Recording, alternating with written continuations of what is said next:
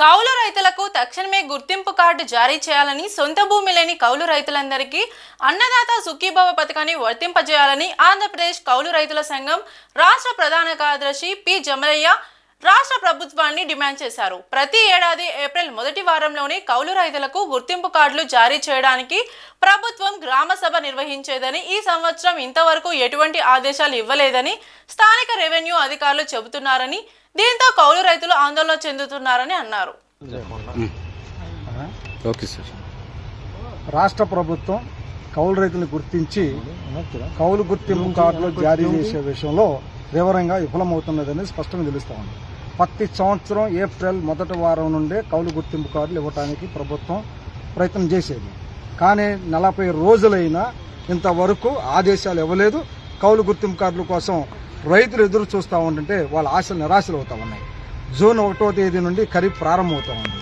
ఇప్పుడు కౌలు గుర్తింపు కార్డులు ఇస్తేనే వాళ్ళు పంట రుణాలు తెచ్చుకునే దానికోసం వ్యవసాయ శాఖ అధికారులు ఇచ్చే మన సబ్సిడీ విత్తనాలు పొందడానికి, పచ్చి రొట్టె విత్తనాలు పొందడానికి అవకాశాలు ఉంటాయి. సూక్ష్మ పోషకాలను కూడా పొందడానికి అవకాశాలు ఉంటాయి. అంతేకాకుండా పంట రుణాలు తెచ్చుకునేదానికి కూడా అవకాశం ఉంటుంది. ఇటీవల కాలంలో అచ్చెన్నాయుడు గారు వ్యవసాయ శాఖ మంత్రివర్యులు అన్నదాత సుఖీభవ పథకాన్ని కౌలు రైతులు కూడా వర్తింపు చేస్తామని అన్నారు. ఎలా వర్తింపు చేస్తారు? గత సంవత్సరం ఇచ్చిన కార్డులు కాల పరిమితి అయిపోయింది. ఈ సంవత్సరం గుర్తింపు కార్డులు జారీ చేయలేదు.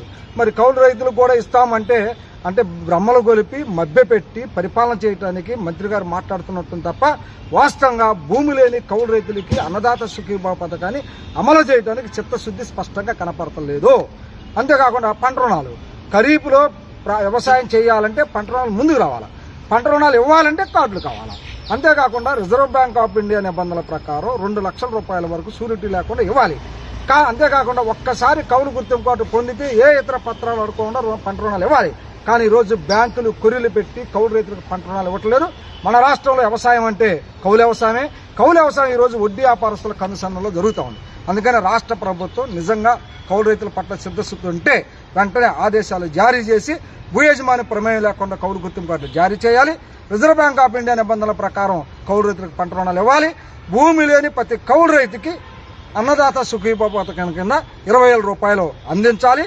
అదేవిధంగా పంట రుణాలతో పాటు విత్తన సబ్సిడీ విత్తనాలు, వ్యవసాయ పరికరాలు ఇవన్నీ కూడా అందించి కౌలు వ్యవసాయాన్ని ప్రోత్సహించాలని చెప్పేసి రాష్ట్ర ప్రభుత్వాన్ని మేము డిమాండ్ చేస్తాను.